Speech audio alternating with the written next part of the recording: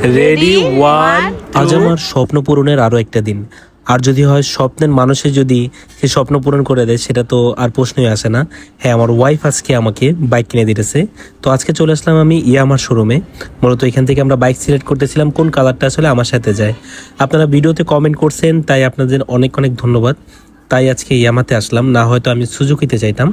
তো আপনাদের চয়েসের জন্যই আসলে মূলত এখানে আসা। আর আমার ওয়াইফেরও সেম ইয়ামাহাই পছন্দ ছিল। দেন বড় ভাইকে নিয়ে ভালো মতো বুঝিয়ে দিয়ে, বড় ভাইও আমাকে অনেক সাপোর্ট করে, সাথে আবার তুষার ভাই ছিল, সেও অনেক হেল্পফুল একটা পার্সন ছিল। তো আমার ওয়াইফ সহ আমরা সবাই আজকে গিয়ে আমার শোরুমে আসছি, সাভারের এই ব্রাঞ্চে।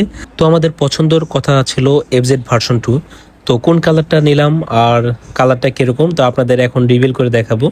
এর আগে টাকাগুলো বুঝিয়ে দিয়ে দেন বাইকটা রেডি করার জন্য দেওয়া হয়েছিল আর কি। তো ওইটা রেডি করার আগে অন্য একটা বাইক দিয়ে চলুন আমরা আগে আমাদের যেই কোন কালারটা নিলাম সেটা আপনাদের দেখাই। Ready one two three.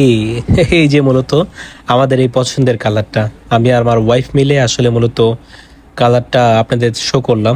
তো আপনাদের এই কালারটা কেমন লাগছে অবশ্যই কমেন্টে জানাবেন। আর আমাদের চাবিটা বুঝিয়ে দিল, আর এই কালারটাই মূলত আমাদের অনেক ফেভারিট ছিল। দেন কার কার এই কালারটা ভালো লাগে সেটাও কমেন্টে জানাবেন। আর আমাদের বাইকটা আপনাদের কেমন লাগছে সেটা মাস্ট কমেন্টে জানাবেন। আর আমাদের জন্য দোয়া করবেন, যত এখন থেকে ইয়ামার সম্পর্কে আপনাদের অনেক বিস্তারিত আলোচনা করব।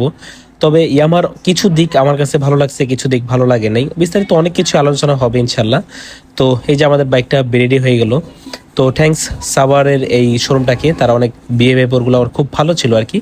আর বাইকটা বুঝাই দিল আমার সাথে, বাইকটা কেমন লাগতেছে সেটাও একটু কমেন্ট জানাবেন। আর ইয়েস ইয়ামাহা, যাই হোক ভালো থাকবেন, আল্লাহ হাফিজ সবাইকে।